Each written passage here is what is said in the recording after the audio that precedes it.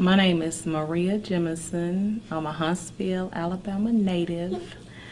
I attended J.O. Johnson High School, and this is my story.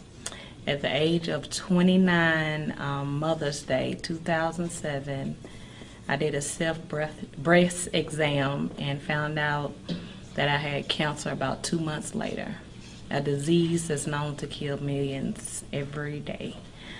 I am a single mother of 3 kids. I was in college at the time, and I did everything I had to do. I did my chemo, my radiation, still raising 3 kids as a single mother. And without my family, I could have did nothing is possible. And without God, putting Him first, and it turned my whole life around. I battled that first issue of cancer, which was in my breast. I ended up moving to Birmingham. God had blessed me with a new job and just a new type of life that I was really loving. And everything happens for a reason. So July of 2010, I never forget when the doctor walked in and told me that my breast cancer had spread it to my brain.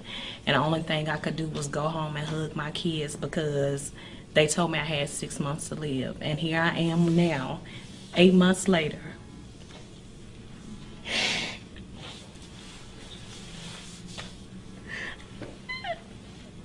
When I went in that room, I wanted to be selfish and I didn't want to do anything else anymore. But when I went home to my 15-year-old daughter, she told me who is going to take care of me and who is going to love me.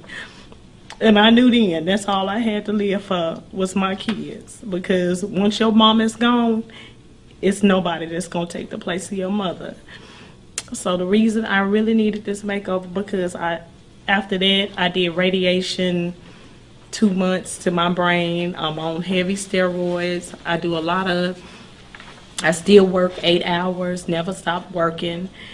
But it's hard sometimes and it get tiring, and you always look at God for your strength. And I know He was the only one that brought me, because I had people to turn their back on me at a time when you really needed them. But my mama and my daddy and my family did not go nowhere. That's how you know that your family is the only one gonna be there for you at the end of the day. And my children, if you got kids, you got to go home and hug them, because one day this girl was complaining about not having any money to buy her child a car. And I looked around and said, even though I go to work every day, you still don't know whether you're going to live through this or not. I would rather not have any money in the world than to have my health. Your health is so important. And I tell all my black women, check yourself, get your exams. You got to stay on top of it, because us as black people, we ignore our diseases until you get too far apart. You know what I'm saying? And then at the end of the day, you can't do nothing. So, I just needed a makeover to feel like me again. You know, when I did radiation to my head, the doctor looked at me and said that your hair never grow again. But I looked at her and said, I got a God that I know if He brought me through this, you and can't no other doctor tell me nothing, because it's in His hand at the end of the day. But that's my story.